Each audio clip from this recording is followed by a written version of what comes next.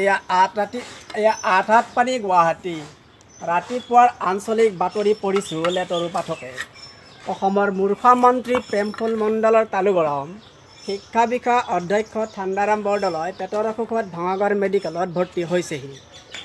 কালি সন্ধিয়া 3:45 বজাত দিছপুৰ অভিমুখে গৈ থকা চিটি বাছ এখনে চানমাৰী থানা অন্তৰ্গত কলনীৰ ওচৰত এটা মহ-মাখিৰ খুন্দাত এক্সিডেণ্ট হৈ উলটি খাই পৰাত ড্ৰাইভাৰজন কাষৰ চাহ দোকানৰ চাহৰ কেটলিৰ ভিতৰত সোমাই যায়।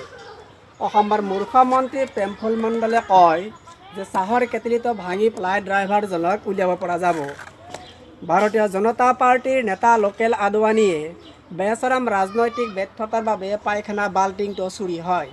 তেখেতে দুখ প্ৰকাশ কৰি কয় যে তেখেতৰ পায়খানা বাল্টিংটো আদিনগাঁৱৰ ডালদা ফেক্টৰীৰ পৰা আমদানি কৰি নিছিল।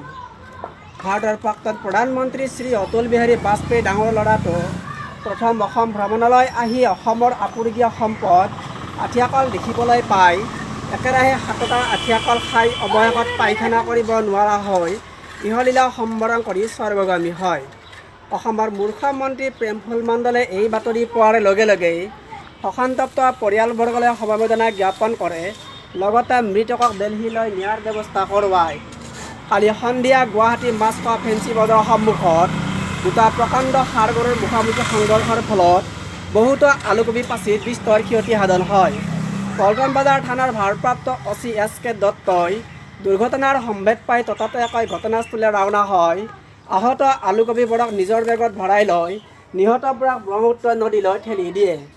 খেলৰ বাতৰি। পল্টন বজাৰৰ মদন কলিতা আৰু ৰূপনগৰৰ বৰ্ণালীবালা কাকতিৰ প্ৰেমৰ খেলখন কাইলৈ কামাখ্যা মন্দিৰৰ প্ৰাণদাতা হৰেশ্বৰ গোস্বামীৰ তত্বাৱধানত অন্ত পৰে।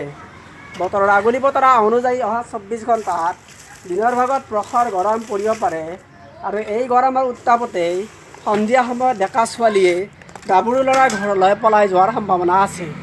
ৰাতিপুৱাৰ আঞ্চলিক বাতৰি ইমানতে শেষ হ'ল। নমস্কাৰ।